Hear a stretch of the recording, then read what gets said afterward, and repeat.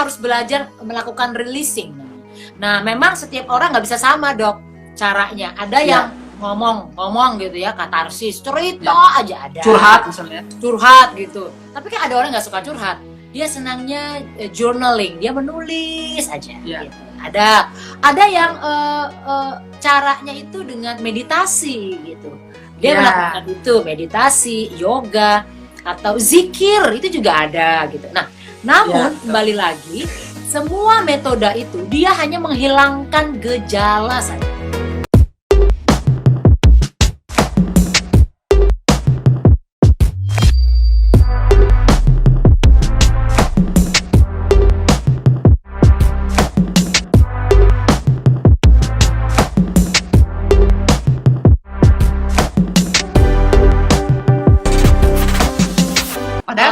Harusnya dia tahu dia diisolasi itu untuk supaya tidak menularkan pada orang lain dan dirinya pun menjadi sehat gitu. Tetapi kok dia berpikirannya malah buruk gitu ya. Nah itu harusnya begitu ya. Nah, namun gini, sebenarnya itu banyak aspek gitu ya, Dok, gini. Seseorang itu melakukan satu tindakan tidak pernah ada tidak pernah disebabkan oleh penyebab tunggal gitu deh. Jadi orang marah itu nggak ada penyebab tunggalnya, atau orang misalnya bunuh diri gitu ya, tidak pernah ditemukan penyebab tunggal. Pasti selalu ada penyebab penyerta atau pemicu gitu ya, triggernya. Nah, jadi kalau kita lihat kenapa ada orang yang sampai ingin bunuh diri gitu. Pertama barangkali mesti dicek dulu memang kondisi mentalnya sebelum dia masuk ke isolasi mandiri gitu. Jadi apakah memang tipe orang ini adalah orang-orang yang tanda kutip punya gangguan mental, misalnya ada gangguan depresinya gitu, atau ada gangguan kecemasan akut, atau ada gangguan mood lain, atau ada penderitaan gangguan lain yang kita sebut gangguan kepribadian, misalnya ada skizofrenia dan sebagainya. Kita kan nggak pernah tahu itu, Dok, gitu ya. Nah, kemungkinan ada pembawaan dari gangguan-gangguan yang sudah ada sebelumnya. Lalu yang kedua, gangguan pemicu. Jadi ada orang-orang yang memang ketika dipisahkan dari situasi yang biasa yang dia jalani, itu mengalami kembali namanya shocking tadi. Jadi perubahan situasi yang 180 derajat itu tidak boleh diterima kan. Jadi ketika dia bersama-sama dengan keluarga, nah sekarang dipindahkan ke tempat yang baru, pertama tanpa ada orang, kemudian dia tidak bisa berkomunikasi barangkali karena jarak dan sebagainya, sehingga itu memicu beberapa ketakutan, beberapa impuls-impuls kecemasan yang sudah mungkin sudah dia punya atau belum dia punya, dan itu muncul gitu. Nah, jadi bisa saja. Nah, atau kita bisa juga ini karena ada faktor penyerta, misalnya pengalaman traumatis gitu. Pada orang-orang yang memang tidak pernah bisa untuk ditinggal sendiri karena punya pengalaman trauma dulu gitu, terkait dengan tinggal sendiri di gedung yang besar, kemudian nggak kenal dengan orang lain gitu. Ada fobia-fobia yang dimiliki. Nah, itu banyak faktor-faktor yang memungkinkan. Nah, kalau sampai membuat seseorang bisa mau bunuh diri, mungkin dia punya memang gangguan parasosite gitu. Jadi dia punya gangguan mental itu. Jadi sudah dia bawa itu, Dok, gitu. Sudah dia bawa, kebetulan dia ditempatkan di situasi seperti itu sendiri, kemudian dia mengalami barangkali depresi ya, yang didahului dengan ketakutan gitu, sehingga itu semakin melengkapi dan muncullah perilaku itu. Jadi faktornya banyak gitu. Jadi bukan karena dia diisolasi terus dia bunuh diri gitu. Nggak sesederhana itu kan. Tapi ya mungkin banyak hal-hal lain yang melatar belakangi. Itu mengapa saya setuju sekali di isolasi mandiri itu perlu ada psikiater, perlu ada psikolog ya. Nah, memang kelemahannya satu karena proses counseling, proses konsultasi itu kan idealnya itu tatap mata, Dok, gitu. Harus ketemu gitu. Virtual gini bisa, tapi balik lagi tidak semua orang bisa efektif dengan virtual. Nah, untuk orang-orang yang tadi punya gangguan-gangguan yang sudah dia bawa, atau dia kemudian memunculkan gangguan itu karena pengalaman traumanya sebelumnya, nggak mudah melewati itu dengan virtual gitu. Jadi cukup bisa dimaklumi lah. banyaknya kasus-kasus gangguan yang muncul ketika Betul. seseorang mengalami isolasi. Ibaratnya kayak gini dok, kayak kita jadi orang yang disekap gitu loh. Oh iya betul. Kita diculik, terus kita disekap gitu. Ya. Nah, Ya. ada satu kasus yang terjadi ketika dia menghayatinya sebagai orang yang disekap gitu. Jadi saya nggak bisa kemana-mana, saya dikurung, Ya. saya nggak boleh ketemu orang. Nah, kebayang kan yang dia hayati Ya. sebuah gangguan kecemasan. Nah, itu Ketakutan bisa. ya. Iya, kayak gitu. Jadi banyak faktor lah Ya. dok kalau itu. Ya. Ini ada pertanyaan juga nih dari Bu Joyce. Yes. Beliau bertanya, bagaimana mengatasi kecemasan kita semua terhadap situasi yang ditimbulkan oleh pandemi ini yang belum tampak ujung akhirnya. Jadi ketidakpastian ya. Nah, bagaimana tuh menurut Mbak Joyce? Ya, Mbak Cucu. Ya. sebenarnya gini, cemas itu justru harus, gitu ya. Cemas itu justru harus. Gitu. Orang Supaya kalau waspada ya. cemas itu enggak, betul Dan.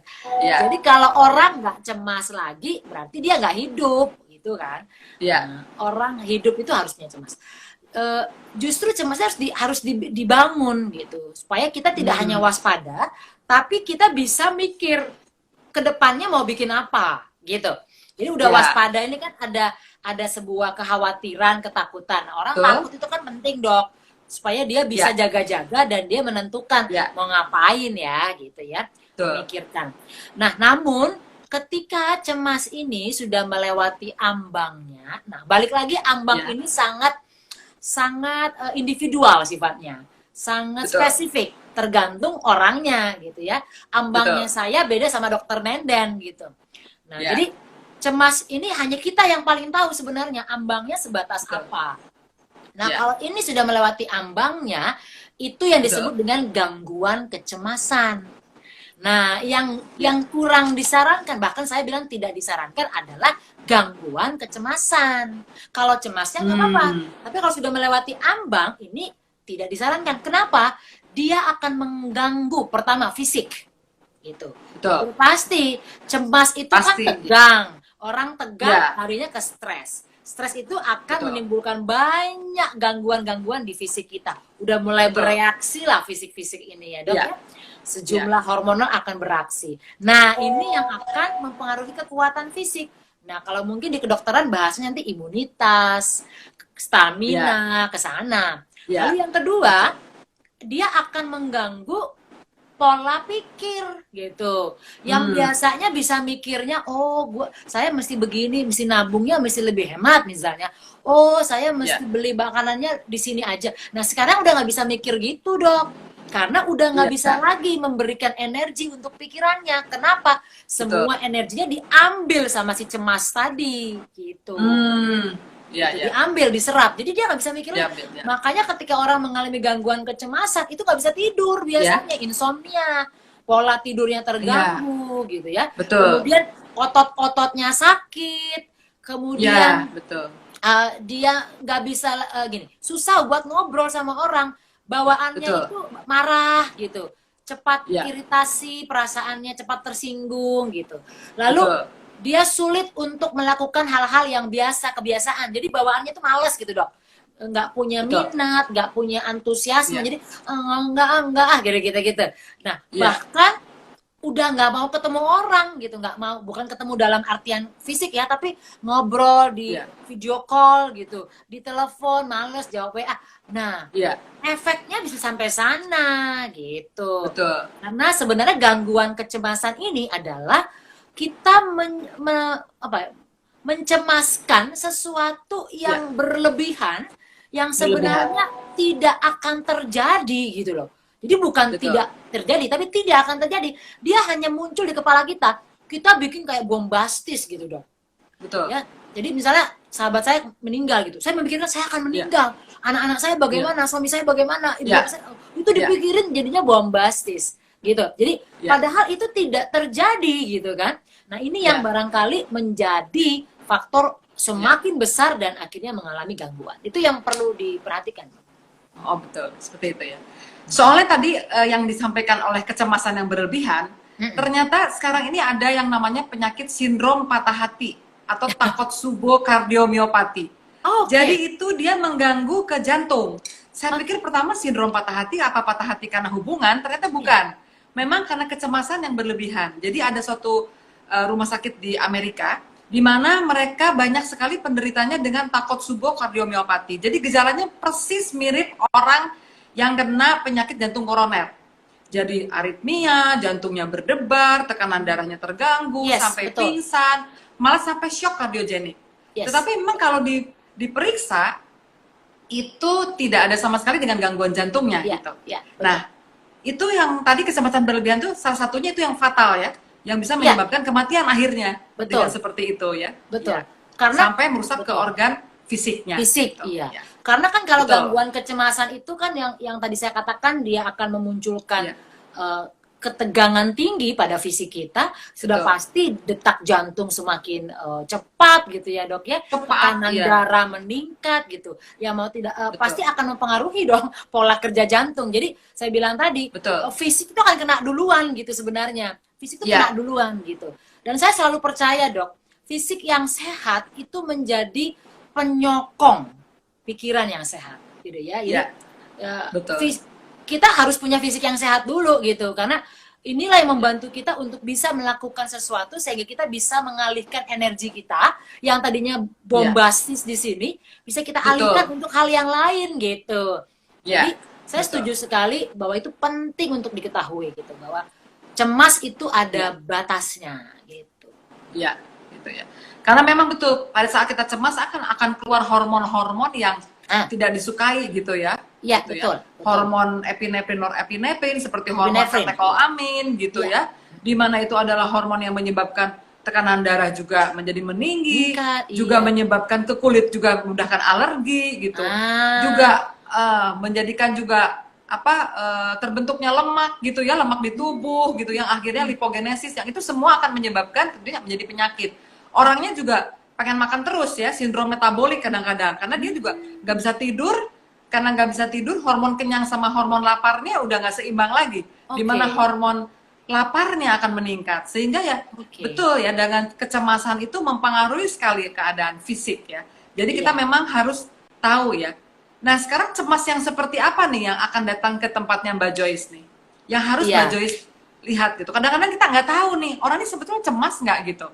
Nah, kita kita taunya cuma sakit kulit aja datangnya. Misalnya datang ke saya dengan sakit kulit saja gitu ya. Tapi saya belum tahu nih cemas seperti apakah ini perlu ke psikolog gitu, yang seperti ini atau misalnya yang seperti apa nih? Mungkin Mbak Joy bisa menerangkan. Pastinya kalau sakit kulitnya memang berhubungan dengan kondisi dermanya gitu ya, ada faktor penyebab yang berhubungan dengan dermanya, mungkin nggak perlu ke saya kan gitu ya dok ya, karena nggak ada hubungannya gitu. Misalnya memang kecemasannya ya. Iya, artinya gini, kalau penyakit kulit itu sudah ada bawaannya, memang karena penyakit kulit, eksim, segala macam, jerawat. Betul. Namun kalau itu kan ke dokter Nenden. Tapi kalau kita lihat ini ketika diberikan treatment oleh dokter beberapa kali dalam beberapa periode enggak sembuh gitu. Betul. Dan datang lagi makin parah gitu ya. Atau dia sendiri semakin memperkeruh gitu kondisinya. Nah, mungkin itu dok, sudah ada tanda-tanda bahwa dia bukan hanya kena di fisiknya, tapi fisik. Benar, ini udah perlu diperbaiki dok, kepalanya yang perlu diperbaiki gitu. Nah, saran saya memang perlu untuk dirilis namanya. Saya bolak-balik saya sendiri di Instagram saya bolak-balik ngomong untuk mengajarkan orang itu bahwa rilis apapun yang kita rasa itu harus dirilis, harus dikeluarin gitu. Karena gini. Saya tidak mau kontra dengan sudut pandang budaya, agama atau apapun ya. Namun kita sejak kecil suka diajarin gini loh dok, nggak boleh marah misalnya gitu ya, nggak boleh ngeluh, nah misalnya gitu, bersyukur. Nah, sebenarnya kondisi sekarang orang boleh ngeluh kan, boleh. Gitu. Kondisi sekarang orang boleh marah kan, ya boleh.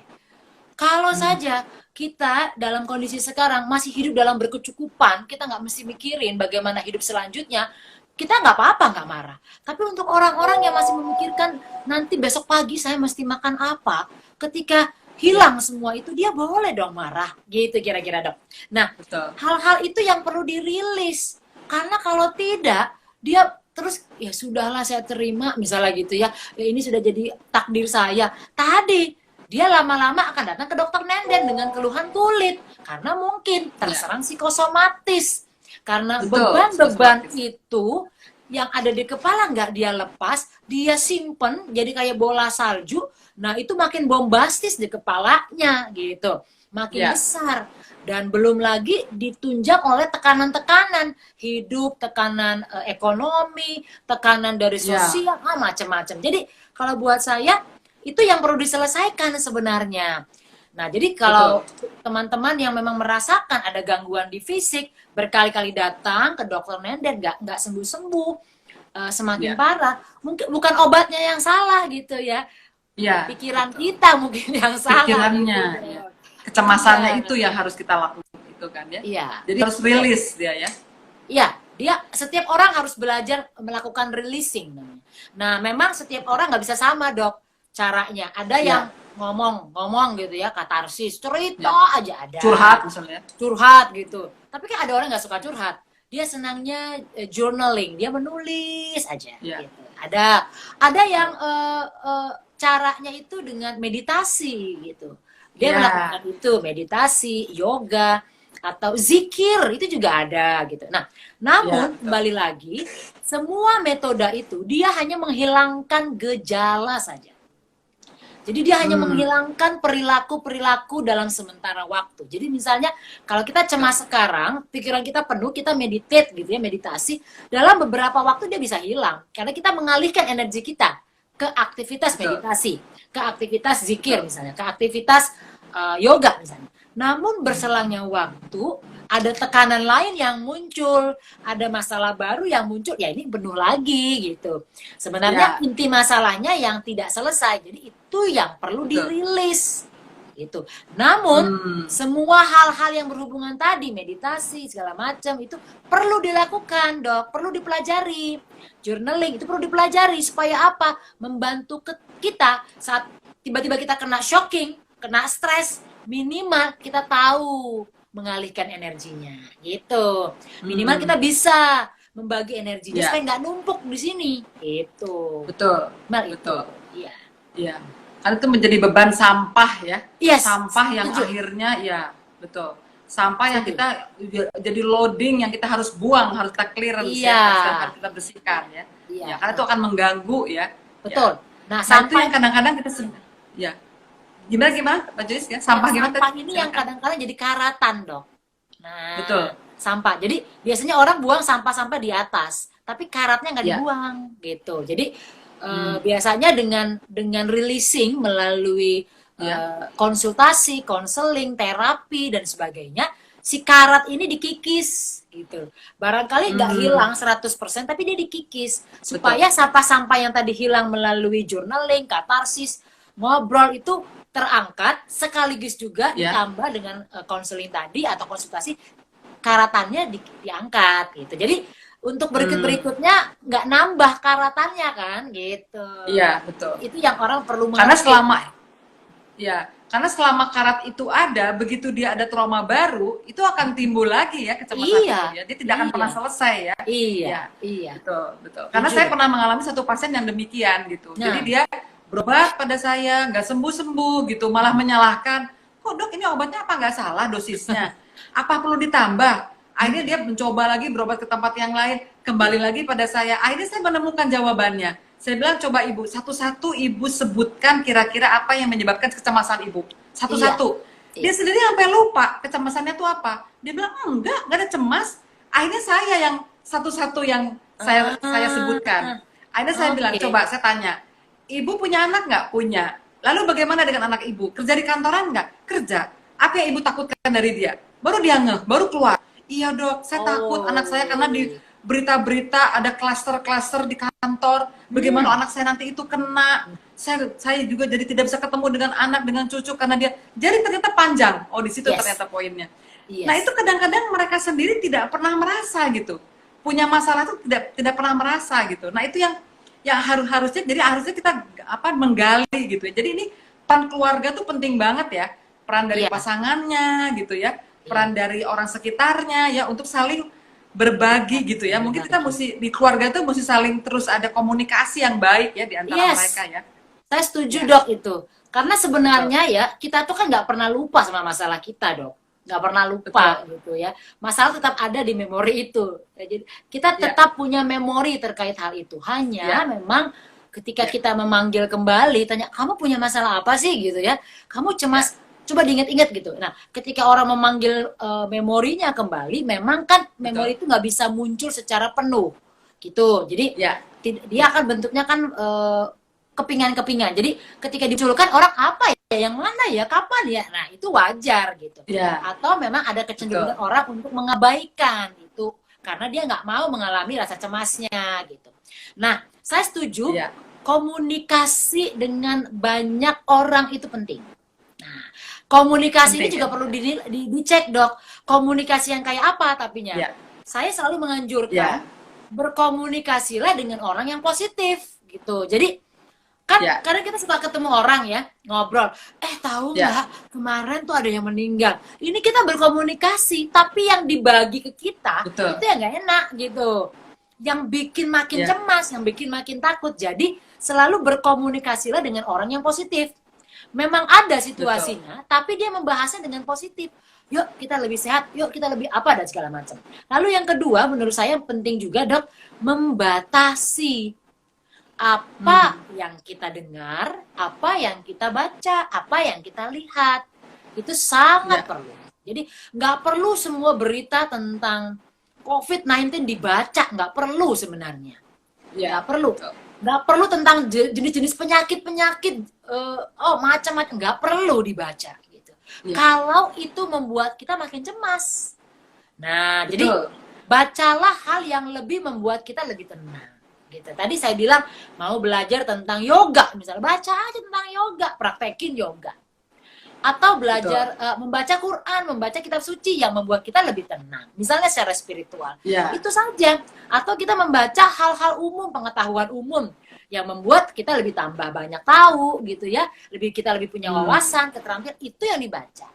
Lalu apa yang dilihat? Nah, sama nonton YouTube, nonton televisi juga perlu dipilih, Dok. Mana yang yang perlu positif ditonton? ya, ya, Iya, betul. sehingga nggak membuat yang sudah cemas jadi nambah.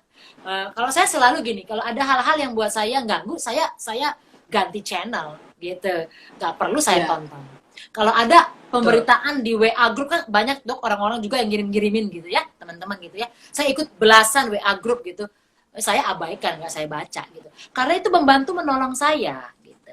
Dan Betul. yang keempat kalau buat saya perbanyak aktivitas fisik, olahraga, Betul. Olahraga, ya, bergerak, ya gitu. Bersih-bersih betul. rumah, main sama Ya, anak, gitu ya. Apapun, berkebun ya. apa? Ya, Ya, betul, berkebun, segala macam. Sekarang kan naik sepeda itu yang lagi tren, Dok. ya, Nah, ya, betul. boleh. Kenapa? Ketika orang beraktivitas fisik, tanpa dia sadari, dia mengalihkan tadi energinya. Yang tadi cemas, Ya, dia bawa ke fisik. Jadi seakan-akan dia mm, relax gitu.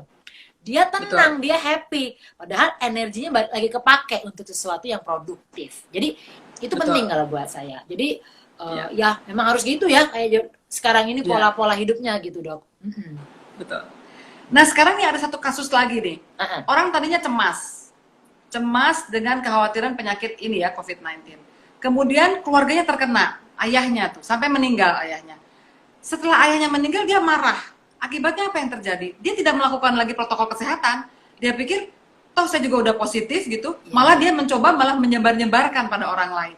Nah itu seperti itu, bagaimana itu ya kalau kayak seperti itu? Jadi kita harus melakukan konseling apa tuh untuk supaya dia bisa menjadi berpikirannya tuh yang logis gitu. Itu kan sudah Ya. tidak logis dia berpikirannya ya. Iya, memang kalau sudah dalam tahap itu tadi yang saya katakan, dia udah Ya, masuk ke fase anger, marah ya. Shocking, sudah masuk ke denial, lalu masuk ke marah. Nah, marah ini adalah ya, fase tertinggi negatifnya. betul, Gitu. Jadi, kalau betul. buat saya itu perlu dibantu profesional.